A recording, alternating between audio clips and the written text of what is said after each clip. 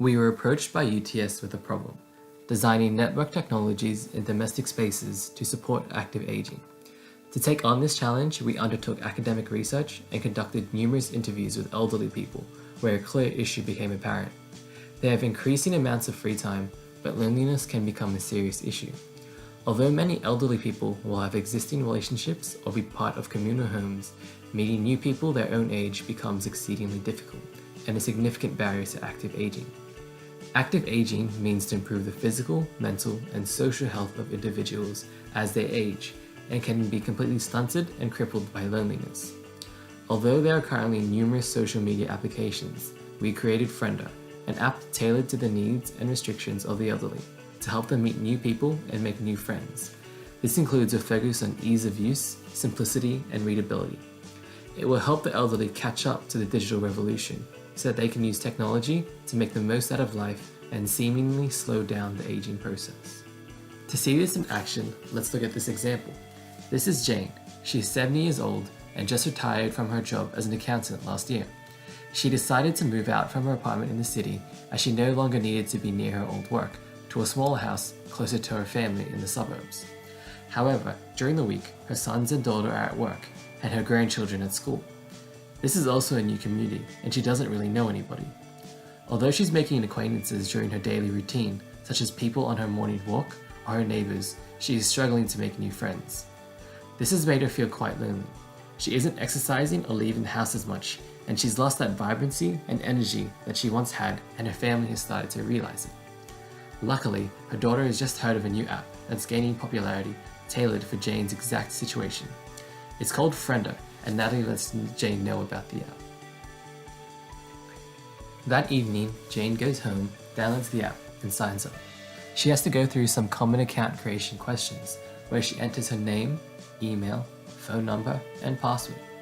Then she has to put in some personal details, including her address, gender, 3 of her interests and hobbies, and then she must either take a picture of herself or upload an image as her profile picture. After that, her account has successfully been set up and she can then sign in. When she signs in, she is brought to her matches page. This page contains a list of other people that were matched with Jane based on her address and interests. She can then scroll through this list of matches, where each profile shows their name, distance, and profile picture. Jane can then choose which people she'd like to get to know more by clicking the Add Friend button. That's all she needs to do. If the other person also sent her a friend request, she will receive a notification and they will appear in her Friends page. The Friends page can be accessed by pressing the blue button in the lower right corner.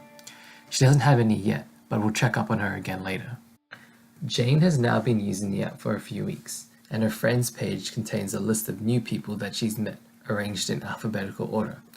Each entry contains the friend's profile picture and name to easily identify them, as well as a phone icon. From this screen, she can call her friends by clicking anywhere on a contact entry and following the prompt. Once her friend picks up, she will be transferred to Frienda's active call screen. The active call screen includes the profile picture and the name of the person they are calling, elapsed call time, and an end call button. Users talk as much as they like without fear of being charged outrageous fees, as Frienda uses data rather than charging for traditional phone calls. Other options available include the ability to enable loudspeaker, as many elderly individuals have hearing difficulties. Additionally, Frienda would support the use of peripherals such as earphones and hearing aids to integrate into the normal workflow of the elderly. To end the call, Jane simply needs to press the red button located at the bottom of the screen, and control will return to the Friends menu. Jane can continue this process to connect with people and make a new network of friends in her new community. As Frienda simply acquires any mobile device and an internet connection, it utilizes the ubiquity of network technologies to allow users the freedom of using the app where they are most comfortable.